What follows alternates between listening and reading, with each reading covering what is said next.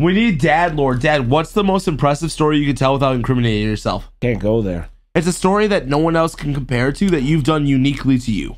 Uniquely to me. We used to go to Indiana Beach in Monticello every year, all right? And we used to rent a pontoon boat all the time. Hey, Jake, can you... So when I was the only one that was 21 at the time. We've been going there since I was about 18. And we used to sneak into bars, everything else. I was the only one that would get in. We'd meet the locals and everything. But when I was 21, the real fucked up thing was, so we got all this booze. I mean, we got like fucking 10 cases of beer. We got alcohol, everything. So we're fucking cruising on a fucking pontoon boat. So I'm sitting there, I'm already half fucking out of my mind. Everybody's jumping in the water and everything else, and I take off on the pontoon boat, and I just leave every fucker behind. They're all yelling at me.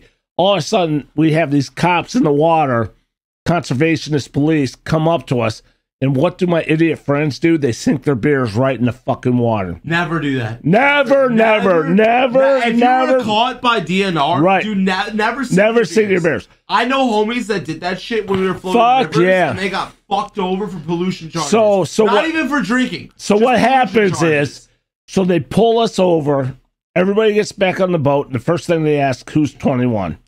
At the time, I'm the only one 21. Everybody's 20 and 18. So I'm like, I raise my hand, and they're like, you're going to jail already. And I'm like, yeah, I know. So anyway, so they start fucking with us, and we're like, hey, we start talking to them and everything else.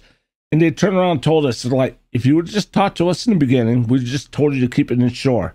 It took all our booze. It took about fucking $300 worth of booze. And there's like, we're going to have a good time with this shit. Chat, mind you. This is $300 before inflation. Before inflation. Yeah. All right. So they turn around and they're like, guys, keep it to the shore. And they made people blow. A couple of my friends, they were drinking, so they blew a little bit. So they got alcohol for drinking, everything else. So that night we get back on shore. So we're like, fuck this. We're going to throw a rager. Yeah. So we are partying. We're asking everybody on the campground, hey, come to us. So we get this group of people. So then we had this one girl come up. She has a convertible. All right. So I turn around and she gives me the keys to her car. I'm fucked up as shit. I'm driving around inviting people.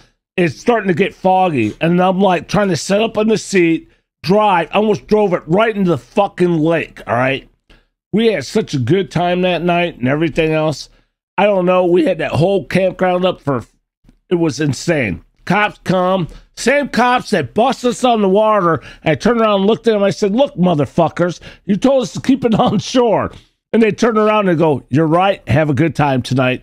Probably one of the best stories of my life.